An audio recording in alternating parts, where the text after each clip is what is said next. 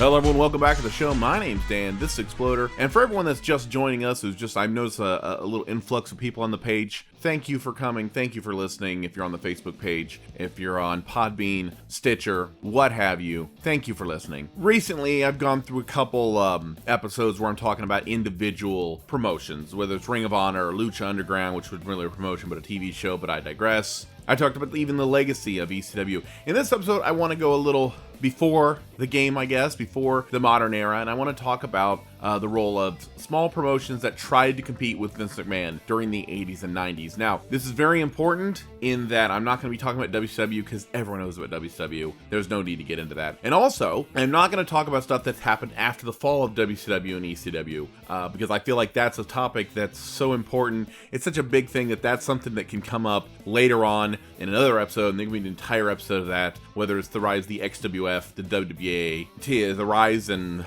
eventual fall of TNA or things like that. I feel like that's important enough to do its own episode. In this episode, I want to just talk about pro wrestling from the advent of the WWF going national and the promotions that came along the way to try and compete or at least take part of the audience away from the growing behemoth that was the WWF. Like I said, I'm not going to get too far into the rise and fall of WCW. As we all know, WCW became a behemoth and became the number one company in its own right. But although Nitro came along in 1995, until then, the main show was WCW Saturday Night.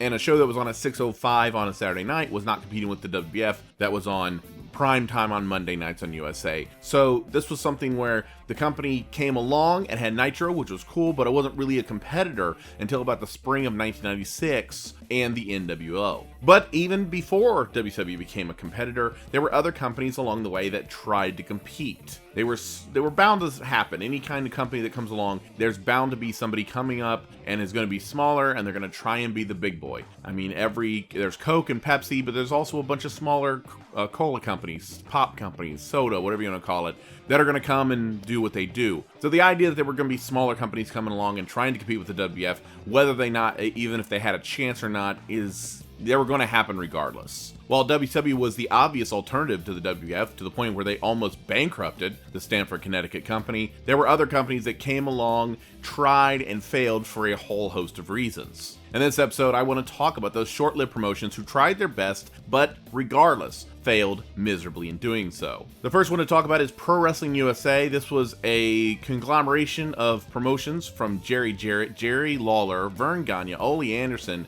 Jim Crockett Jr. From 1984 to 1985. This was an attempt by several promotions, many of whom were affected by the growing behemoth, as I've mentioned before, the WWF, who was expanding, grabbing top stars, grabbing who they wanted, and going into national markets and going into local markets and putting their TV everywhere. These were all regional companies, the CWA, Ole Anderson's George Championship Wrestling, Vern Gagne had the AWA, Jim Crockett Promotions, of course, was in the Carolinas and was basically what was left of the NWA.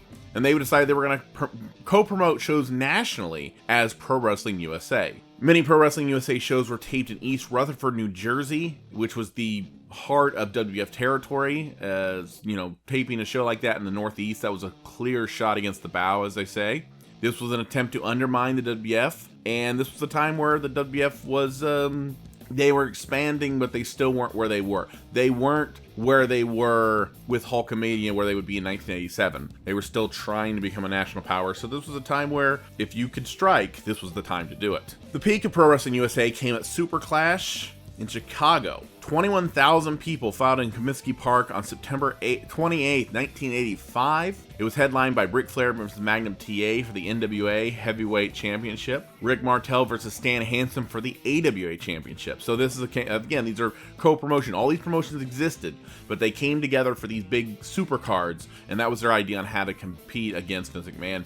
Everyone had their own champions, everyone had their own promotion, everyone would be their own booker, but they would come together for these big, giant shows, and that was their way to sort of try and compete in the way that WWF did a super show like WrestleMania. The arrangement, however, would only remain in existence for a few more months. Arguments between promoters, basically between Gagne and Crockett, created a problem. Crockett left the group, and within months of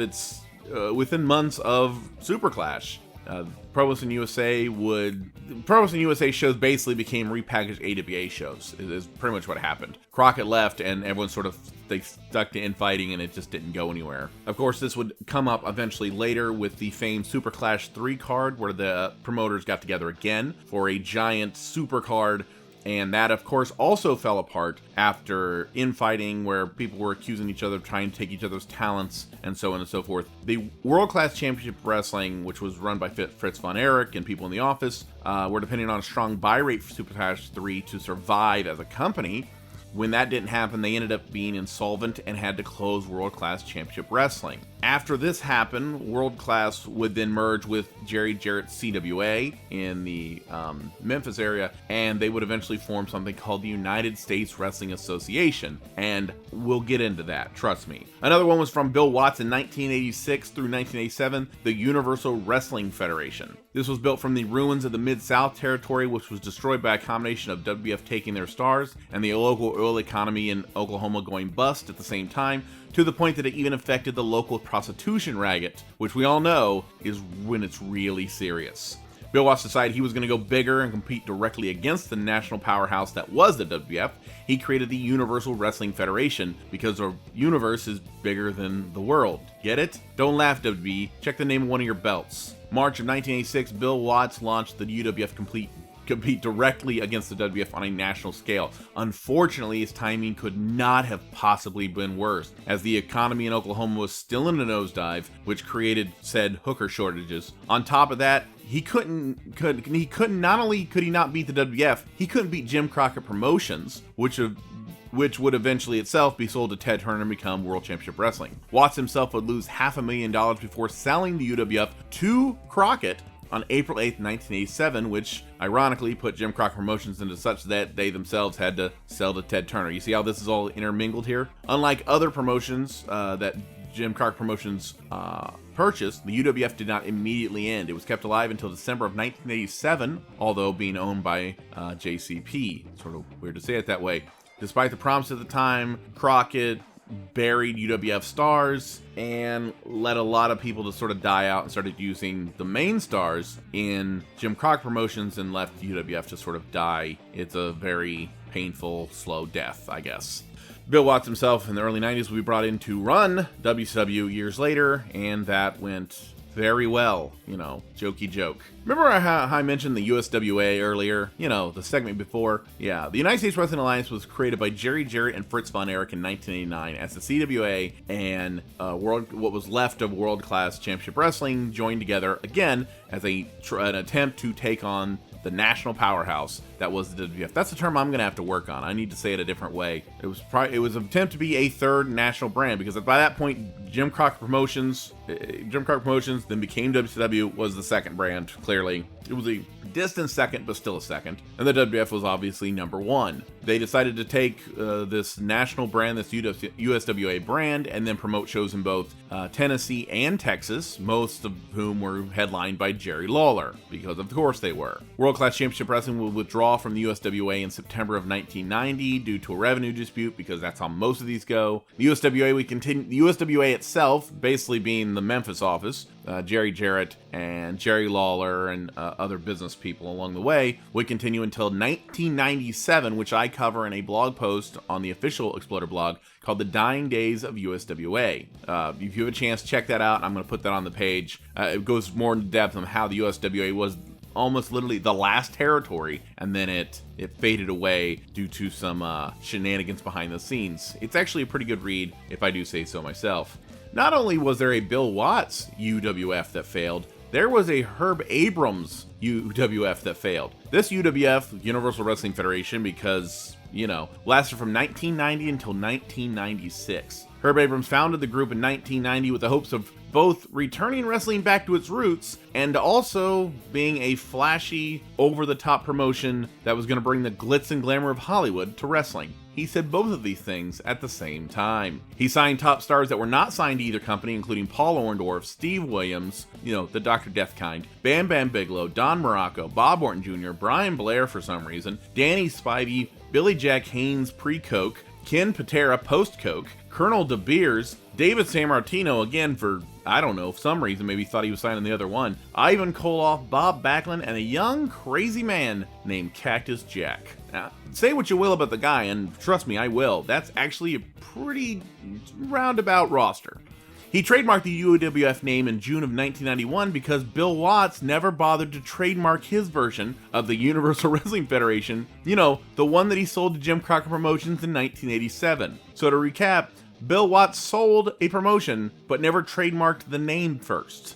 So this guy, Herb Abrams, who had no background in pro wrestling at all, he was just a business owner, and he honestly was one of the more interesting parts of the whole promotion, and I'm going to sort of talk about that a little bit. Herb Abrams, who called himself Mr. Electricity. By the way, if someone gives himself a nickname, watch the hell out. He had zero experience in the wrestling industry. He was just another promoter who thought he could just hire a bunch of people he recognized and become a wrestling promoter, as many people tend to do around tax time. And like I said, he said he was going to return wrestling to its roots, and then he was also going to bring the glitz and glamour of Hollywood to wrestling, and he said it both at the same time, which are contradictory statements. But it was basically par for the course for this interesting promotion. He started bouncing checks as soon as 1991. By the way, he started the promotion in 1990. He traded booking duties with a local rock star who I never heard of until I started doing research for this. And he also had legal threats from the WWF over terms like sports entertainment, and also using Rick Rude, Honky Tonk Man, and Greg Valentine while they were still under contract with the WWF, which is a move so baffling, I'm amazed he's not buried under a stadium right now. I mean, understand,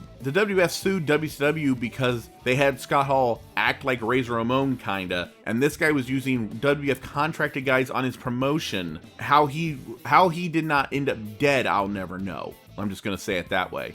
Abrams at one point hired a jobber named Little Davey Meltzer, which is an obvious jab at, Dave Meltzer, because he's a child. He was a commentator for the first 11 episodes of the Universal Wrestling Federation's TV show Fury Hour, alongside Bruno Sammartino, for which he received the Wrestling Observer Newsletter Award for Worst Television Announcer of 1990, and he was sitting next to Bruno Sammartino, who, great legend, obviously a great legendary man, but he's not a guy I really wanted on commentary. So you have a guy with no wrestling experience in the industry who's somehow in charge, who calls himself Mr. Electricity, next to a guy who is a great wrestler but a horrible commentator. How could this go wrong? The answer is all the ways. That's the answer. The promotion itself would fold after, and I can't believe I have to say this, Abrams would die in police custody, covered in baby oil and cocaine after they found him in his office chasing a prostitute with a baseball bat. Everything I just said was a true statement. With a guy like that in charge, who could have seen the demise coming? Again, the answer is everyone. Say what you want about Vince McMahon, but he only gets messed up on protein powder and human growth hormone. Just protein powder and human growth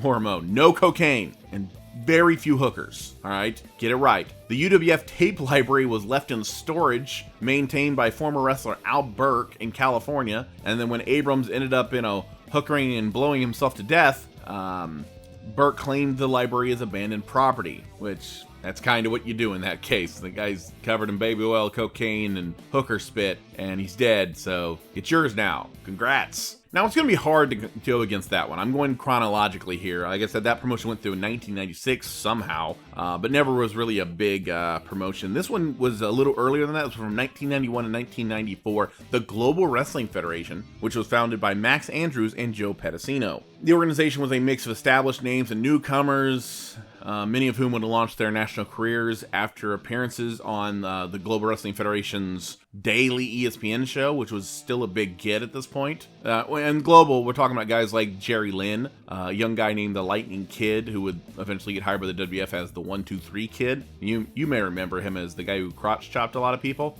Even guys like Booker T, things like that would start here. So this is actually the launch pad for quite a few guys. And even future WCW announcer Scott Hudson, and even WWF stalwart, except when he wasn't, Bruce Pritchard did some stuff in the GWF during his stints between the WWF. He left, he got fired or whatever, came back, and so on and so forth. So during one of his middle points when he was out of the WWF, he was here in the GWF. One unique thing about this was that the GWF would acknowledge that other promotions existed, the wrestlers there had won titles in other promotions, and that seems like a given now. The WWF acknowledges everybody. Hell, they put evolve the anniversary show on their network. So the idea that they're not, but back in the day, that was, you didn't do that. You didn't acknowledge that other promotions existed. So the idea that they would even acknowledge that, oh, so-and-so here used to work for the WWF, or so-and-so used to work in the NWA, that was actually revolutionary in its own way. Because it used to be like, if a guy showed up to a promotion, he just was there, and when he disappeared, he just disappeared into the ether, you know? Like a magician who only has one show to do. He pops in, and then he disappears, you never hear from him again. Yeah, I mean, that's how it used to be. So the idea of the GWF acknowledging that these wrestlers came in and out of the promotion and went elsewhere. WWF didn't do this until the mid-90s. WCW did it first, and that was like sacrilege, but the GWF did it long before them. The founders and owners, Max Andrews and Joe Pedicino, would leave the GWF following budget cuts from the ESPN, which would cut their budget of the shows down significantly. And here's a little fun fact. We're talking about the interconnectivity. The thing about wrestling is there's always the interconnectivity, where I talked about the failure of Super Clash 3, leading to the insolvency of World Class. And World Class would then join CWA to support the USWA. World Class would leave, and then USWA would continue on in its form. Everything's interconnected there. Here's another interconnected thing that's really interesting. I think it's really funny. Not really funny, but it's a funny coincidence, I guess. The GWF was booked by Eddie Gilbert, who left in 1992 to become booker of a small little company called Eastern Championship Wrestling. He would then talk to and bring in Paul Heyman. Eddie Gilbert would then leave ECW, and Paul Heyman would take the booking job. And why that's interconnected, it'll become important later. Trust me on this one. The GWF ran into financial issues, temporarily folded, and then was sold to North Star Promotion, run by locals from the Dallas, Texas area. They brought in old world-class talents, including Chris Adams, Kerry Von Erich, and Iceman Parsons.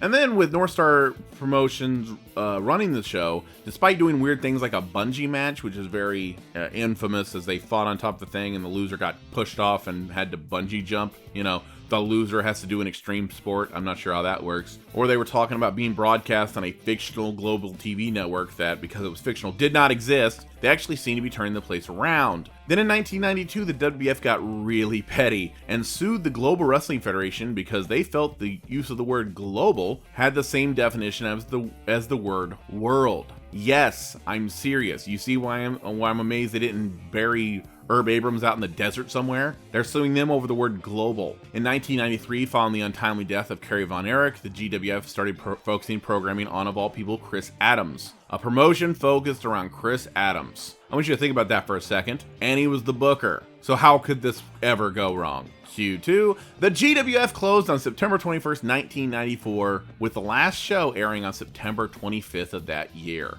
And that's really all you can say about the Global Wrestling Federation. There was a lot going on there, and a guy like Bruce Pritchard talked about it in his podcast. There's a lot going on, and it was sort of a mix of young guys and older guys, and sort of an Ellis Island, as it was referred to in Beyond the Mat when he was talking about ECW. That's sort of what this was. Older guys were coming in, younger guys were coming up, and the GWF sort of was that nexus point for this promotions. But yeah, it only lasted a few years, but it was on ESPN, so that's, again, very unique. Then you can't talk about promotions in the early 90s without talking about Smoky Mountain Wrestling. Smoky Mountain Wrestling was the brainchild of Jim Cornette, who decided he was going to start a promotion in Tennessee, because that's the hotbed of wrestling. I'm kidding. Don't yell at me, Jim.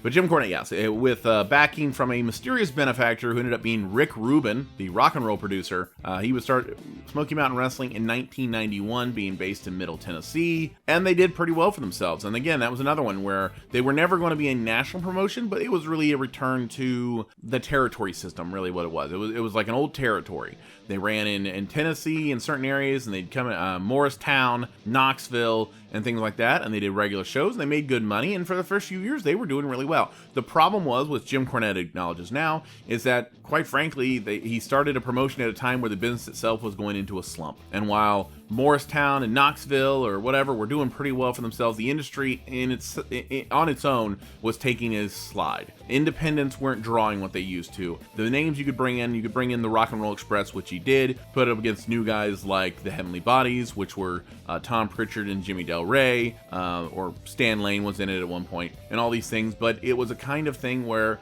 the promotion failed because the economy around it was failing too. The company would exist from 1991 to 1995. They would enter into an agreement with the WWF, where they would actually bring in Smoky Mountain guys, including guys like the aforementioned Heavenly Bodies, the Rock and Roll Express, and things like that. They would also bring in a guy you may have heard of named Unabomb, aka the guy who became Isaac Yankem. I wonder what happened to that guy. No one knows. The point is, it was a promotion where, again, it was more like a territory, and it existed for 4 years. And up until the end, they were doing okay, and they employed guys like James Vandenberg, Jim Mitchell, as it were, who used with Daryl Van Horn, and guys would come in and out. Dick Murdoch had another run there.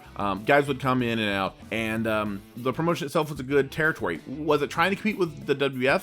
I don't know. I don't think that was necessarily the plan. It was a good promotion, and it did what it needed to do, but it was never going to reach that national platform. So you could argue whether this belongs in here or not. I just think it's an interesting history, so I included it. Whether it was trying to compete directly against Vince McMahon or not, I don't know. That's really up for you, and I don't even know if Jim Cornette's ever said that, but I just thought it was a nice thing to plug in. Of course, Jim Cornette, they would fall apart, and then Jim Cornette would then go to the WWF, become very miserable, threaten to kill a producer and a writer, slap a trainee, and then go off into the sunset and yell at people on Twitter. And I'll be honest with you, everything I just said there, I say that out of love because I love Jim Cornette. So I don't say that to mock the guy. I love Jim Cornette. Keep going, Jimmy. Now, getting back to things, remember when I mentioned Paul Heyman, about the Eddie Gilbert, Paul Heyman connection in Eastern Championship Wrestling? We're going to get back to that. In 1993 to 1994, there was a little thing that was being planned by Jim Crockett Jr. and Paul Heyman called the World Wrestling Network. Jim Crockett Jr., after selling WCW, had a clause that said he couldn't compete. There's a no-compete clause that happens a lot of times in purchases. When someone purchases your company, there's some kind of clause that says you can't compete against them directly for so many years. It was the same thing with Turner Networks when the WWF bought WCW. The Turner Networks had a clause that said they couldn't compete. I think they said for 6 years or something like that. They weren't planning on it, but it's just something you do. When Jim Crockett sold Jim Crockett Promotions, which became World Championship Wrestling, he signed a contract that said he couldn't compete. Well, that contract expired, and he decided to get right back into the game and started contacting former WCW and WWF talents, including Road Warrior Hawk, Jake the Snake Roberts, and a young guy named Paul Heyman. Heyman had just left the WCW on bad terms and became the head booker for the promotion, although he would eventually leave this World Wrestling Network for a little company called Eastern Championship Wrestling and the ECW's eventual breakaway from the National Wrestling Alliance. So,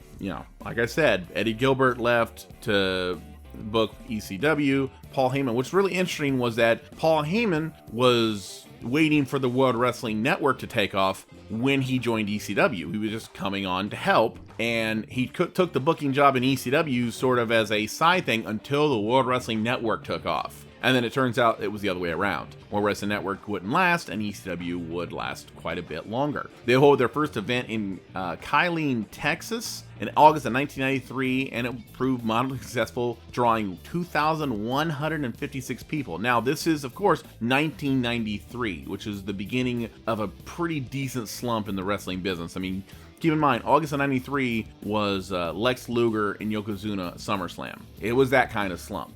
Another thing ahead of time was Crockett and Heyman wanted to present the promotion in high definition in 1993. They even shot a show in high definition at the Manhattan Center on February 27th, 1994. The Manhattan Center, New York City, WWF territory, in high definition in 1994. This will be the only TV taping for the promotion, and it would fold shortly thereafter. So there's something now called the World Wrestling Network, which is something completely different, not affiliated at all, but this was an attempt. It had Jim Crockett Jr., it had Paul Heyman, but infighting, side projects, and things just didn't catch on. So that's one of those, again, it's one of those promotions that sort of came, but it just didn't have the lasting power. But I think it's really interesting in the fact that it was contacting WCW guys, it was contacting WWF guys, former, of course. They weren't going the Herb Abrams route. And they did these things, but at the same time, they wanted to do it. They wanted to get on TV. They wanted to be in high definition in 1994, for crying out loud. But just things weren't going to work out for them. And the promotion was very short-lived. And for all intents and purposes, it was good. It just didn't work out the way they planned it. And that leads us to the American Wrestling Federation by a guy named Paul Alpertstein from 1994 to 1996. Paul Opperstein was, I can only imagine, it was like the anti-Herb Abrams. I know I keep going back to him, but man, that's a hell of a story. Sort of the anti. Paul Opperstein intended to reintroduce rules of wrestling, a significant part of wrestling. This was used as a way of having timed rounds, judges in every match, which is sort of similar to how professional wrestling was done in Europe, and as well as the rules in boxing. Rounds were judged like boxing or later in MMA by a point system, and if the match itself went to a time limit, judges would determine the winner. Okay, again, it was a little different. The idea of rounds, I mean, that was, while it happened in Europe a lot, the British system was more on rounds. American style never took that. So it was sort of a weird introduction of, traditionalism, but it was also introducing something that the North American audience really didn't like in the first place, or never got used to. So it was sort of weird. Tito Santana and Bob Orton Jr. in 1994 were the top wrestlers in the company. Tito Santana, of course, was just coming off El Matador from the WWF, and he was the top babyface. Bob Orton Jr. was coming off from the WWF years before, and was the top heel. In 1995, the company introduced a program called Warriors of Wrestling for syndication, which syndication at the time, you could do pretty well with syndication. I mean, keep in mind, until ECW got a TV deal in 1999 on TNN, which was a dumpster fire, it turns out, they were on syndication. They were syndicated across the country, but they were syndicated on, where I mentioned before, I watched ECW at 2 in the morning on a Saturday, which was technically Sunday morning. Syndicated, and some guys would get it at 6 o'clock in New York or whatever. It was syndicated. So the idea of syndicated TV for any promotion in 1995 was a pretty good idea. The promotion held several house shows and was building toward a pay-per-view, but the pay-per-view never happened, and it closed in 1996 for, say it with me, financial reasons. And like I said, every promotion I put in here, I'm going to include something about them, some kind of video, some kind of promotion, whether it's commercial or sometimes a full episode of TV. That's one of the things I like about these, is you can find some full episodes of television on YouTube. A lot of the stuff I'm going to promote on YouTube, but you'll find a lot of these things and a lot of old episodes, old commercials, old promos, and things like that. So it's really interesting. It's all of the stuff is outside of the WWF umbrella. I know the WWF has gained rights to some of these things. I think they have GWF now, or at least some of GWF. Smoky Mountain, I think he bought Smoky Mountain. There's some Smoky Mountain on the network. But there's also some of the stuff some of these were just never bought because they were never considered big enough, or the content was not considered important enough, I guess, by the people in charge. I don't see anyone clamoring to get their hands on American Wrestling Federation footage. The Herb Abrams UWF was not that good. The Bill Watts UWF was good because it was still Bill Watts, but it just didn't work because of the time it was done and the way it was done. USWA, like I said, USWA itself existed until 1997 in some form, and was, like I said, in one way, like the last territory. But it's always interesting to see these promotions, these guys that come along, and like I said, there's always going to be somebody trying to be the big dog, and they're not the number one. They're not even the number two. And to be honest with you, they're not even really the number three at times. You know what I mean? You can say what you want between WCW and ECW, and Eric Bischoff has his opinions on who was bigger and who was that, but there was a big gap between 2 and 3. There really was. But between 3 and 4, quite frankly, there was no 4. When ECW was in its prime, there was no 4. There was no real big company that was even approaching ECW. There were a lot of indies. There was ECWA, East Coast Wrestling Alliance, who did the Super 8. And then you have guys that would come up later, like UPW, which was a big production. They had a training school, and they had videos and all these things. And it brought out some guys like Samoa Joe and John Cena and all these guys. But again, not a huge following. But the idea of there was really no number 4. So these were all people that were trying to at least become number 3, maybe number 2. They wanted to compete against the WWF directly, and quite frankly, they all failed for one reason or another. The closest one to them was the one that actually did, and that was Giancarlo Promotions, that became WCW. They only competed against the WWF on a national scale when they had a national media empire like Turner behind them. And then everyone else was just sort of playing for scraps. Everyone else was picking up the Tito Santanas and the Road Warrior Hawks when he wasn't mad at Vince, and the Bob Orton Jr.'s and the Greg Valentines of the world. And it's not a bad thing. Everyone's got their place and everyone makes their money, but that's what they were. So I hope you enjoyed this episode. Again, I didn't want to focus on one particular promotion, but it was just sort of this idea. Like I said, there is a whole influx of promotions that came after the fall of WCW in 2001. That's something where we can talk about, and it's a whole different thing. So this is sort of the pre, and that's more of the post. So these are just ones I want to talk about now, and some other episode later on down the road, I'll talk about the ones that came after 2001, which in itself is a whole episode. I'm going to fill this much time, if not more, just talking about those promotions. But before I go, I have some obligatory things that everyone in a podcast does. We have to plug the things we do outside of the podcast. March 28th, Gromy Show returns to Gromy CDs and Tapes in Lima, Ohio, Robb Avenue. Check them out. We're going to have some great bands, great comedy, shitty prices. We're doing it all. And we are back after taking a break for the winter. April 18th is Record Store Day. I will not be performing that day as far as I know, but there's going to be some great bands, including Henotis.